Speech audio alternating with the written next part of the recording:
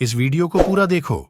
आज ही आपके जीवन से सारी परेशानी खत्म होगी और चैनल को सब्सक्राइब और वीडियो को लाइक करें। कोई अंदर से ऐसी ऐसी आजकल बहुत कम सुनाई देती है। इससे पहले कि मैं आपको आगे लेके जाऊं, मैं एक बहुत ब्यूटीफुल स्टोरी आपको बता के कि जो भी लोग चर्च को बहुत हल्के से लेते हैं उनके लिए है। एक भाई थे, उन्होंने नया नया बिजनेस ओपन किया। स्टार्टिंग के डेज तो आपको पता है स्ट्रगल के डेज होते हैं, और वो दिन वो एडजस्ट नहीं कर पाया। वो फिरता रहता था यहाँ वहाँ वहाँ। एक दिन उसको पता चला कि प्रभु के पास जा, यीशु मसीह के नाम से दुआ करवा तो बड़ी बरकतें आएंगी। और वो चला गया, और सच में ऐसा हुआ भी। वो कलीसिया गया और उसके बाद उसका बिजनेस इतना ग्रो होने लग गया, इतना ज़्यादा होने लग गया। पहले वो हफ्ते में 3 दिन कलीसिया आता था, अब उसका 2 दिन हो गया। पास्टर ने पूछा क्या बात है भाई, रविवार को नहीं आते हो? हाँ, धंधे का दिन है, कैसे आऊं? हो अब हुआ क्या, और कस्टमर्स और बढ़ने लग गए। फिर क्या हुआ पता है, 1 दिन हो गया, और जब उससे पूछो भाई क्या हो गया, यार बिजनेस भी तो प्रभु ने दिया है ना, वो भी तो संभालना है ना, प्रभु थोड़ी ना खिलाएगा, हम लोग को भी तो कुछ करना है ना। ऐसे बहुत सारे मैन्युपुलेटर्स होते हैं। फिर लास्ट में ऐसा हो गया, काम इतना बढ़ने लग गया, अब ये बंदा 6 महीने में 1 बार आने लग गया। और आगे चल के ऐसा भी हुआ, ईयर में 1 दिन सिर्फ क्रिसमस पे केक खाने के लिए। एक दिन उसके चर्च के एल्डर ने उसको कॉल किया, बोला ब्रदर सो एंड सो। तो उसने कहा हाँ। बोला ब्रदर क्या बात है, आप चर्च नहीं आते हो इतना? वो दिन याद करो जब प्रभु ने आपको इतना ब्लेसिंग दिया था, आप उससे छोड़ के चले गए हो। बोला चला कहाँ गया हूं, मेरे मुंह में हमेशा यीशु का नाम रहता है।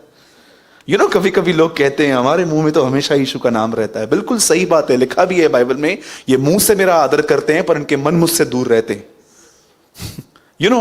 उसके बाद क्या हुआ, एक दिन इस बड़े व्यापारी के घर से कॉल आया। उसकी वाइफ ने कहा बच्चे को सांप ने काट लिया है, और सीधा घर पे भागा, डॉक्टर के पास लेके गया। डॉक्टर ने बोला पूरा पॉइजन फैल गया है, नेल्स में चला गया है, यहाँ चला गया है, वहां चला गया है, बच्चा नहीं बचेगा।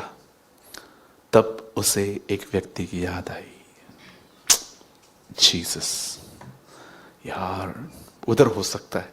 और सीधा वहां पर भागा। वही बुद्धिमान एल्डर जो उसको कॉल करता था, वही इसको जगह पे मिल गया, और उससे बोला मेरे बच्चे के लिए दुआ करो, प्लीज प्लीज कुछ करो, मेरा बच्चा मर जाएगा। उससे बोला वेट मैं करता हूं। और उस बुद्धिमान एल्डर ने इस तरह दुआ की जो बहुत कम लोग करते हैं। कभी कभी आप जब दुआ करते हो ना, वो दुआ लिखा करो, किसी के काम आ सकती है। A.W. टोजर की मैंने एक प्रेयर पढ़ी थी, ऑसम प्रेयर। वो कहता है प्रभु, इससे पहले कि आपको पता चले कि मैं आने वाले दिन बहुत गंदगी में जीऊंगा, इससे पहले प्रभु अच्छा होगा कि आप मुझे अलर्ट करें कि कैसी सीजन आने वाली है, ताकि मैं प्रिपेयर हो जाऊं। ही प्रे लाइक दिस। और इस बुद्धिमान एल्डर ने इस बच्चे को हाथ में उठाया और प्रभु से कहा, प्रभु मैं आपको शुक्र करता हूं कि जो काम हम 2 साल से नहीं कर पाए, वो काम इस सांप ने कर दिया। और प्रभु हम दुआ करते हैं और कोई सांप मत बेचना, क्योंकि अब इस आदमी की अकल ठिकाने पे आ गई है। नो मोर स्नेक्स, अब और सांप नहीं चाहिए। और वो आदमी समझ गया। कभी परमेश्वर से इतना दूर न जाएं कि उसे आपको बुलाने के लिए अपने तरीके यूज करने पड़े। The Bible says, not Bible says but एक कहावत है, turn to God before you return to God. कभी आपने कहावत सुनी है? Turn to God before you return to God. फिर जाओ, कहीं ऐसा ना हो कि तुम्हें फिरना पड़े। फिरना पड़े में मजा नहीं है, इससे अच्छा है पहले ही फिर जाएं हम। आज कितने लोग हैं, मैं आपको सच कहता हूं, उनके लिए चर्च बहुत हल्की सी चीज है। गए तो गए, नहीं गए तो नहीं गए, इट्स ओके, चलता है। मैं आपको बताना चाहता हूं, लिसन, बहुत सारी चीजें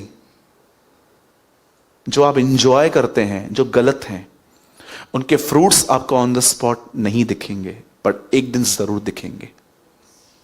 एक दिन आप रात को उठो 2-3 बजे कोई आप ऐसी मूवी देखो जो हॉरर मूवी है, या तो एक प्रोग्राम आता है फियर फाइल्स, आप वो देख लो। आप उस दिन उस टाइम पे बोलोगे मस्त मजा आ गया ब्रदर। अब मुझे बताओ, अगले दिन जब अंधेरे रास्तों से गुजरोगे, आप गुजर पाओगे? आपकी माइंड में ये चीजें घूमेंगी अब कि मेरा भी कोई पीछा कर रहा है। जो आपने बोया अब आप वो काटोगे। इसलिए मैं आपसे विनती करता हूं, हमेशा आप जिस भी कलीसिया में जाते हैं, यहां पर आप रेगुलर हैं, प्रेज द लॉर्ड, लेकिन अगर आप कहीं और भी जाते हैं, प्लीज जाते रहिए, कंटिन्यू संगति में बने रहिए। ये बहुत ज़रूरी है आपके लिए, क्योंकि मैं आपको बताना चाहता हूं, इन दिनों में ऐसा समय आएगा, नोटिस, आप नोट कर लेना, अब एक ऐसा समय आएगा, आप बिलीवर्स से मिलोगे, वो वचन के सिवा सब बातें करेंगे, उनके मुंह से वचन नहीं निकलेगा। यू ट्रस्ट मी और नॉट। ऐसा समय आएगा बहुत जल्द, आप विश्वासियों से मिलोगे, उनके पास प्रभु का वचन छोड़ के हर प्रकार की बकवास बातें होंगी करने के लिए। सो बी अलर्ट। मैं तो बहुत कुछ देख चुका हूं ये बातें। बहुत जगहों पे लोग यीशु के नाम से मिलते हैं, बट यीशु का कोई जिक्र नहीं होता। बी अलर्ट, आप उसमें ना बने, ठीक है? हम वर्ड स्टार्ट कर रहे हैं, और सुनिए, वचन को शुरू करने से पहले मैं आपको ये कहना चाहता हूं, प्लीज इसे पॉजिटिवली लीजिए। बोलो पॉजिटिवली। बहुत जरूरी है इसे। चलिए मैं आपको बताता हूं, इससे पहले कि हम स्टार्ट करें, आज वर्ड इब्रानियों में से है, इससे पहले कि हम शुरू करें, मैं आपको एक बात बताना चाहता हूं। और देखो, आपको कितनी नॉर्मल चीज लगती है, पर यह कितनी खतरनाक चीज है। एक दिन यीशु मसीह एक ऐसे ग्रुप से मिला, जो ग्रुप सुबह से लेके रात तक बाइबल का अध्ययन करते थे, 39 किताबों का, जो पुराने नियम में पाई जाती हैं, उत्पत्ति से लेके मलाकी तक। आप जानते हैं, वो ऐसे लोग थे जो बाइबल की कॉमा, फुल स्टॉप और क्वेश्चन मार्क्स को जानते थे। इनका नाम था फरीसी। लेकिन एक चीज बहुत खतरनाक थी इन लोगों के अंदर। जिस बाइबल का ये अध्ययन कर रहे थे, जिस बाइबल का ये अध्ययन कर रहे थे, उस बाइबल को वो गलत तरीके से पढ़ रहे थे। और ये भी हो सकता है कि आप में से भी कुछ लोग यहां जो बैठे हैं, वो बाइबल को पढ़ते हैं, बट इन अ रॉन्ग वे। आपको पता है वो बाइबल को किस लिए पढ़ते थे? मैं आपको बताता हूं। समझो, अमित भाई यहां बैठे हुए हैं। मुझे अमित के घर से एक कंप्लेन आई है कि बहुत वो गुस्सा करता है, चिल्लाता है। एक ऐसी एग्जाम्पल दे रहा हूं, और मैं पहला यूहन्ना पढ़ रहा हूं। ये देखिए, उसमें एक वचन लिखा है, तुम में से बहुत सारे ऐसे हैं जो केन के रास्ते पे चलते हैं। केन कौन था? जिसने हाबिल का मर्डर किया। अब जब मुझे केन की बात सुनाई दी, तो मुझे अमित का चेहरा सामने आ रहा है। हाँ, अमित भी तो ऐसा करता है। आपको बाइबल पढ़ते समय दूसरों की शक्लें क्यों दिखती हैं? आपको पता है, वो बाइबल के हर वचन को दूसरों की गलतियों को समझाने के लिए कोट करते थे, जबकि ये बाइबल उनके लिए थी। ये उनका रीजन था। मैंने रिसेंटली, मैं सच कहता हूं, मैं इन गड़बड़ियों से बाहर आया हूं। मैं आपको इसलिए समझा पा रहा हूं। मैं भी कई बार जब कुछ लोगों की गड़बड़ियां जानता था, और जब भी मैं बाइबल पढ़ता था, ओह हाँ, ये भी तो ऐसा है, ओह ये भी तो ऐसा है। ये एक ऐसा ग्रुप था जिनके पास एक होरोस्कोप थी, एक कैमरा थी, जिसे सारा दिन दूसरों की गलतियों को निहारते रहते थे। ईगल की आंखें थी इनके पास। आप भी तो ऐसे नहीं हैं, कहीं आप बाइबल पढ़ते हैं, लेकिन आपको बाइबल पढ़ते पढ़ते दूसरों के चित्र दिखाई देते हैं। That is a wrong way to read Bible. इसे अपने लिए पढ़ो, औरों के लिए नहीं।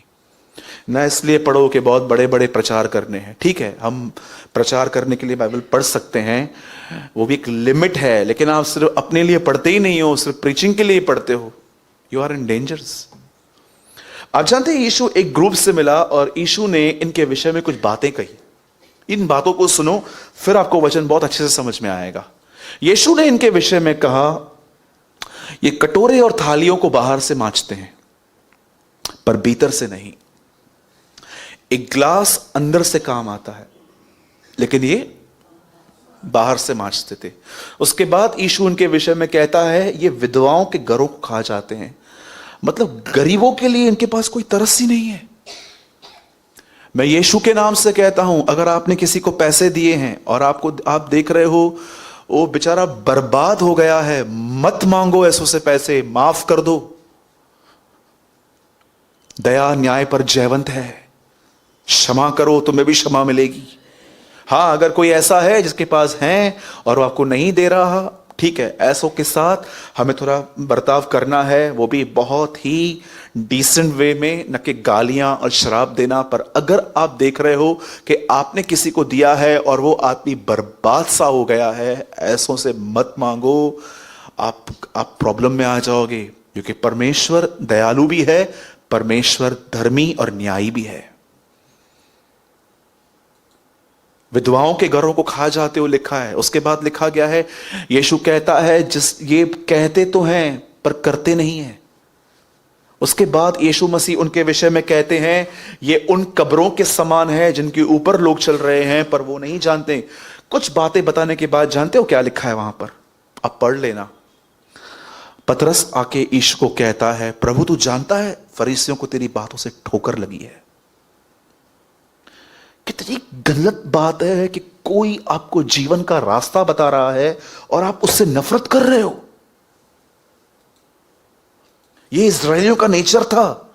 जब भी आजकल टीचर को कोई स्कूल में पसंद करता है। मैं आपको अपना अनुभव बताता हूं, जो भी स्कूल में मुझे टीचर्स ने पढ़ाया, आपको पता है जिन सब्जेक्ट्स में मेरी टीचर थोड़ी टफ और हार्ड थी, उन सारे सब्जेक्ट्स में मैं नंबर 1 आता था। पर जिन सब्जेक्ट्स में मुझे टीचर ऐसी मिली जो खुद भी सोई रहती थी, हमको भी बोलती थी सो जाओ, ट्रस्ट मी, मैं इन सारे सब्जेक्ट्स में ग्रेस से पास हुआ था। 34 मार्क लेके आता था, फिर टीचर को बोलता था 1 मार्क दो ना, पूरा साल चला जाएगा। फिर वो बोलती थी हाँ प्रेमा नहीं देती हूं। हाँ, मैं बहुत, कितने लोग हैं यहां पर ग्रेस से पास होते थे? हाथ उठाइए, मैं अकेला तो नहीं हूं ना। धन्यवाद यीशु। बहनों में से कोई 34? हाँ ठीक है, धन्यवाद। फिर क्या हुआ? हम थोड़ा मजबूत हो रहे थे। कोई किया, कोई ऐसे क्यों? उनको बोलो मैं मजबूत हो रही थी। जो बहुत साल बैठते हैं ना, आप देखो आगे चल के वो ट्यूशंस खोलते हैं। किसी को जज मत करो, हाँ ठीक है। ट्यूशंस खोलने थे हम लोगों को एक्चुअली। लिसन, क्या कहता है बाइबल? उसमें क्या लिखा है? वहां पर लिखा है वो नाराज होके चले गए। अब यीशु क्या कहेगा बताइए? यीशु ने उनको बोला होगा नो प्रॉब्लम, मैं मनाऊंगा उनको, डोंट वरी, मुझे पता है। जानते हो यीशु ने क्या कहा? लीव देम अलोन, उन्हें छोड़ दो। आप बिलीव कर सकते? यीशु मसीह कह रहा था ये, छोड़ दो उन्हें। तीमुथियुस में लिखा है एक पाखंडी को 1 या 2 बार समझा के उससे अलग हो जा। अगर आज आप यीशु मसीह की बातों को सुनकर अगर फरीसियों का एटीट्यूड रखोगे, नाराज होके चले जाओगे, तो आप याद रखना यीशु भी आपसे यही कहेगा, लीव देम अलोन, इन्हें जाने दो। ये अंधे टीचर्स हैं, ब्लाइंड गाइड्स लिखा है। यदि अंधा अंधे को रास्ता दिखाए तो दोनों गड्ढे में गिरेंगे। ठीक है? बोलो अपने बाजू वाले को, वचन पे ध्यान देना।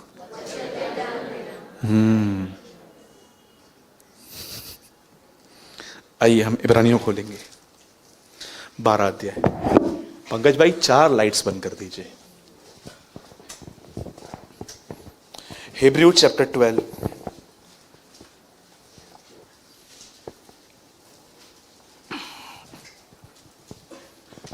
वर्स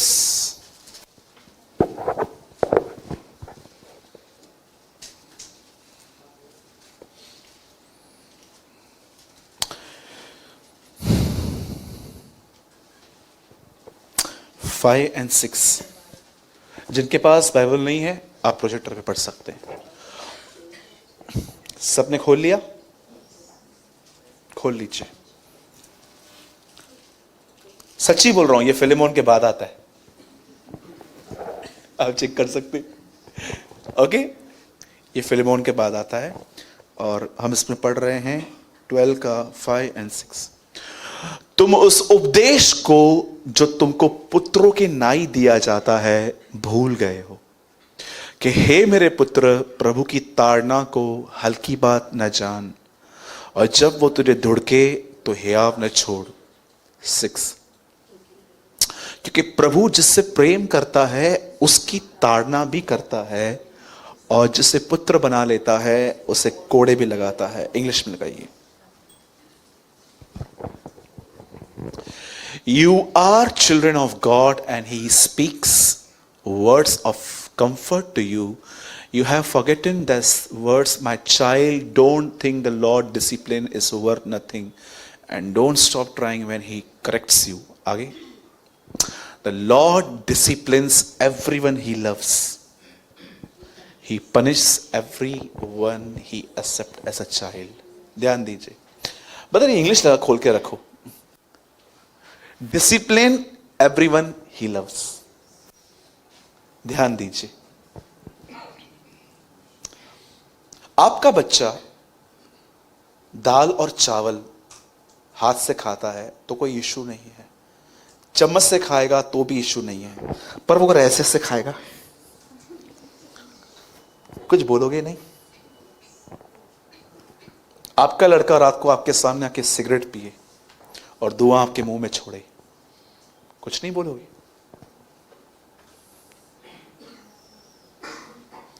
चम्मा टेकड़ी एड़ी हणनुमास होता होगा ना ये वर्ड्स, चम्बा खींच के मारूंगा उसको। आप जब अपने बच्चों को कुछ देखते हो गलत करते हुए तो आप उन्हें डिसिप्लिन सिखाते हो क्योंकि उन्हें समाज में आके चलना है। लेकिन जब परमेश्वर आपको डिसिप्लिन सिखाता है तो क्या आप उसके वैसा ही लेते हैं जैसा आपको लेना चाहिए? मैं आपको बताना चाहता हूं, परमेश्वर को आपके पाप से ज्यादा आपके रॉन्ग एटीट्यूड से प्रॉब्लम होता है। अब मैं आपको एक एटीट्यूड दिखाता हूं पहले, और उसके बाद मैं बाइबल में से आपको एक व्यक्ति से मिलाता हूं। ध्यान दीजिए, बाइबल ऐसा बताती है परमेश्वर का दास मूसा इज़राइल के लोगों को मिस्र से कनान लेके जा रहा था, और बाइबल ऐसा बताती है यह रास्ता सिर्फ 11 दिन का था, लेकिन कलाम कहता है कि ये 11 दिन 40 साल में पूरे हुए थे। 40 साल लग गए उन्हें पहुंचते पहुंचते, और इन 40 सालों में कई हजार लाखों लोग मर गए। आप जानते हैं, कई लोग कहेंगे कि ब्रदर उनका मरना एक वजह से था क्योंकि वो अविश्वास करते थे, पर ये अविश्वास तो एक फल था। रूट क्या थी? यीशु मसीह ने अपने अपने अपने प्रचारों में अधिकतर लोगों को यह दिखाया कि जड़ क्या है, फल नहीं। लोग क्यों व्यभिचार करते हैं? क्योंकि यीशु ने कहा वो पहले मन में करते हैं, उसके बाद वो बाहर करते हैं। व्यभिचार कभी पलंग से नहीं शुरू होता, वो हमेशा मन से शुरू होता है और पलंग पे खत्म होता है। याद रखना इस बात को। एडल्ट्री माइंड से स्टार्ट होती है, बेड पे खत्म होती है। तो जीसस ने सिखाया कि वो कैसे स्टार्ट होता है। अब ध्यान दो जो मैं आपको समझा रहा हूं। इज़राइल के लोग हमेशा मूसा के सामने ऐसे जाते थे, मूसा हमें खाना चाहिए। उसके बाद बोलते, मूसा जहां पर हम रहते थे हम वहां अच्छे नहीं थे क्या? तीसरा, मूसा क्या है ये, तू क्या कर रहा है? वहां पर कब्रें नहीं थी, यहां मारने के लिए लेकर आया। चौथा, मूसा हम तुझ पे पथराव करेंगे।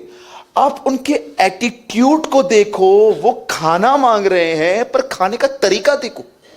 अगर वो उनको कहता, मूसा बहुत भूख लगी है, छोटे बच्चे हैं हमारे साथ, तो खुदावन से कहे हमें कुछ खाने के लिए दे, परमेश्वर नहीं देता। पर ये कौन सा तरीका है मांगने का? कब्रें नहीं है, यहां क्यों लाया? आपको पता है आप बहुत सारी चीजों में सही रहते हो, पर क्यों आपको लोग गलत ठहराते हैं? क्योंकि आपका एटीट्यूड बीच में आता है। मैंने बहुत बार लोगों को देखा है, वो सही बोलते हैं, गलत टोन में बोलते हैं, इसीलिए देखो बातें बढ़ती हैं। आपका बेटा कुछ गलत कर रहा है और आप अपने हस्बैंड को ऐसा बोलते हो, ये तुम्हारे पर गया है। ये कोई तरीका है? आप गलती कौन कर रहा है? आपका बेटा कर रहा है ना, तो आप उसको क्यों बोल रहे हो? फिर आपका बेटा आएगा, मम्मी तू बहुत बोलती है, हाँ ऐसा मत कर तू। देखो आप अपने बेटे की कंप्लेन अगर आप हस्बैंड को दे रहे हो तो देखो क्या बोल रहे हो उसको आप? सुनो, समझो, तुम भी ऐसे ही थे। क्यों झगड़ा नहीं होगा फिर? कैसे नहीं होगा मुझे बताइए। ताते होते हुए बोलते ना आप। इज़राइल के लोग देखो क्या कर रहे हैं, वो खाना मांग रहे हैं, पर उनके खाने का तरीका देखो। क्यों लोगों को आप समझाते हो, वो बार बार गलतियां करते हैं उसके बाद भी। मैंने कई बार एक भाई को हमारे इस चर्च में बहुत बार ये बात समझाई थी, ये मत कर, ये मत कर, ये मत कर, ये मत कर। वो डेली हुई करता था। एक दिन मैंने प्रभु को कहा, प्रभु ये समझता क्यों नहीं है? प्रभु ने कहा, इसलिए क्योंकि तुझे समझाना नहीं आता। मैंने कहा, प्रभु मैं तो उसको समझा रहा हूं, मैं तुझे बताता हूं समझाने के तरीकों को बदल। तू पता है क्या करता है? क्या तू भड़ास निकाल रहा है। तुझे भड़ास नहीं निकालनी है, तुझे उसको विजडम देनी है। ऐसा कर, फिर नहीं होगा। आज मैं आपसे पूछना चाहता हूं, आपके समझाने के तरीके कैसे हैं? आप बुद्धि दे रहे हो लोगों को, ऐसा न कर। नीति वचन में कई बार लिखा गया है, हे मेरे पुत्र। कितना प्रेम से दाऊद सुलेमान को समझा रहा है, हे मेरे पुत्र, पराई स्त्री से दूर रहे। उससे दूर रहेगा तो तू अपनी कमाई को खाने पाएगा, तेरा वंश का भला होगा। लिखा है, क्या ऐसा हो सकता है कि कोई पराई स्त्री के पास जाए और वो अपनी कमाई को खा सके? उसके बाद लिखा है, क्या ऐसा हो सकता है कोई अंगार ले और अपने छाती पे रखे और न जले? अब देखो उसे कितना काइंडनेस में समझाया गया है, और हमारे समझाने के तरीके कितने खतरनाक हैं। आज मैं आपसे पूछना चाहता हूं, जरा पूछिए, जिन लोगों से आप डेली व्यवहार करते हैं, घर में, ऑफिस में, आप उन्हें विजडम दे रहे हैं कि आप अपनी भड़ास निकाल रहे हैं? आज पंकज यहां बैठा है, समझो वो कंटिन्यू किसी बात में गलत कर रहा है। मैं बोलता हूं ये कर, ए नहीं, सीधा जेड, बी भी नहीं करता, सीधा जेड कर देता है। मैं क्या करूं? अब मुझे तकलीफ हो रही है अंदर। कभी कभी आप ऑफिस में जो लोग जॉब करते हो, आप कभी कभी देखो आप कितना पीते हो, दुख कितना पीना ही हो ऐसा, कैसे आप सहन करते हो लोगों को। या कभी कभी आप सोचो, आप एक ऐसे व्यक्ति के ऊपर मेहनत कर रहे हो, आप उसे आत्मिक बनाना चाहते हो, बाइबल पढ़े, प्रेयर करे, और वो आपकी बातों को ऐसा ले लेते। कितना आप सहन करते हैं। फिर क्या होता है, या एक्चुअली क्या है, फिर हम क्या करते हैं, हम भड़ास निकालते हैं। अब सुनिए, मैं आपको जो समझाने की कोशिश कर रहा हूं, देखो परमेश्वर को किस चीज से प्रॉब्लम है। इजरायली जो थे वो ऐसे क्यों थे? उनका एटीट्यूड ऐसा क्यों था? खाना मांगने का भी एक तरीका होता है, पर वो कैसे मांगते थे? मिस्र में कब्रें नहीं थी जो हमारे लिए तू हमें यहां पर लेकर आया।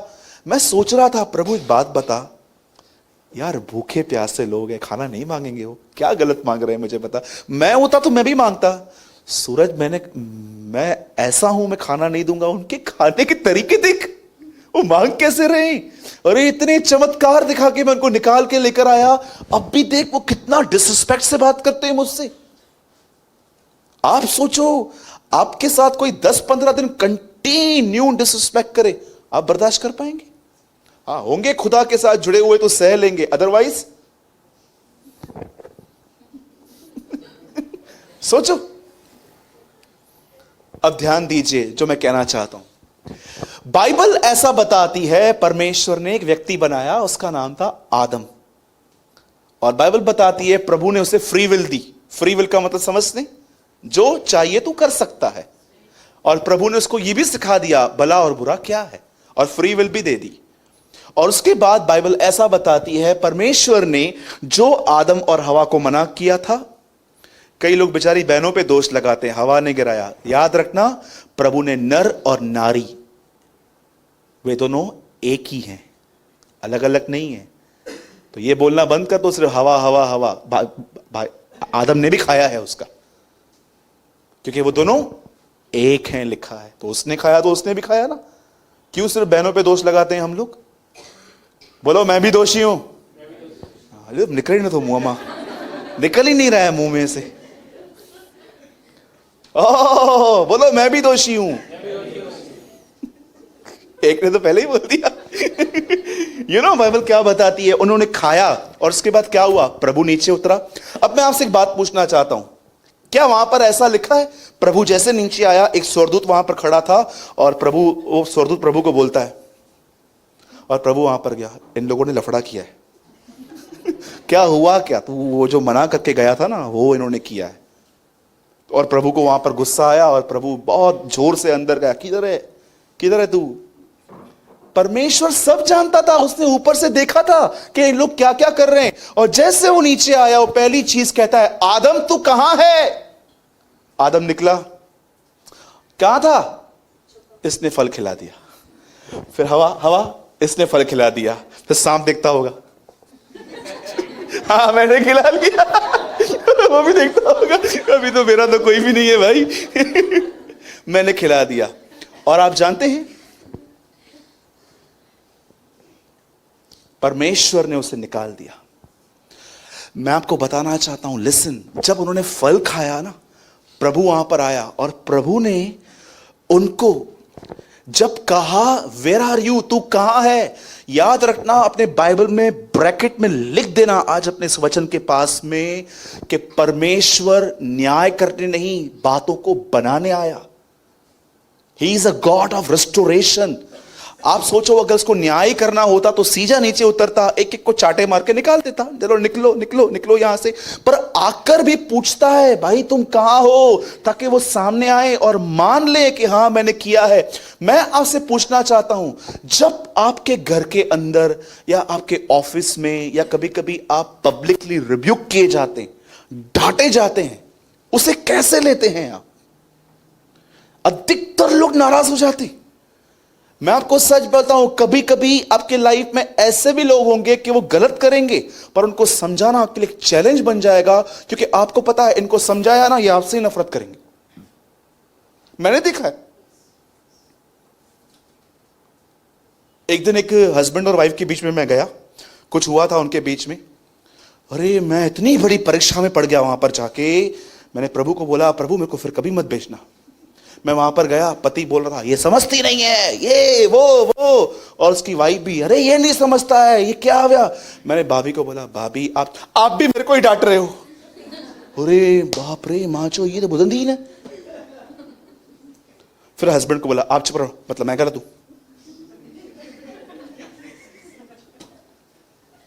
मुझे दिल पी थे मां, ये मथे ते वनी कर, जोर जोर से, ये मेरे को मन कर रहा था मैं जोर जोर से अपने आप को मारूं। मैं इधर आया क्यों? अरे उसके बाद उनका जो ब्लेम गेम चालू हुआ, मैं लास्ट में ऐसा बैठा हुआ था। मैंने लास्ट में उनको बोला, तुम दोनों ढोंगी हो, मैं जा रहा हूं। उसको समझाओ तो वो बोलती है, मैं गलत हूं क्या? उसको समझाओ, मैं गलत हूं क्या? मैं कमाता हूं, मैं घर, इसको कमाने का घमंड, इसको घर संभालने का घमंड। अरे तुमने मुझे बुलाया क्यों है? बाकी सिर्फ ये समझाने के लिए कि देखो क्या हो रहा है। एटीट्यूड, ये इतनी खतरनाक चीज है। शादियां टूटती हैं, संबंध खत्म हो जाते हैं, दो लोग पार्टनरशिप में बिजनेस स्टार्ट करते हैं, वो खत्म हो जाता है, सब खत्म हो जाता है, because of the one thing, negative attitude. मैं जब किसी इंस्टीट्यूट में पढ़ने के लिए जाता था, हमारे इंस्टीट्यूट में एक सर थे, वो थोड़ा समझाते, थोड़ा डांट से थे। मेरे बाजू में एक फ्रेंड था मेरा, उसका नाम पवन था। आप बिलीव करेंगे, एक दिन सर ने हमको डांटा। मुझे तो काम सीखना था कुछ, मैं डांट से के मैं बैठा था, मैंने पैसे भरे थे, मैं क्या करूं, मुझे सीखना ही था। वो उठ के सर को बोलता है, ओए आप डांटो मत, आराम से बात करो। मैं सब क्लास उसको देख रहे थे, बड़े बाप का बेटा था, वो सब चले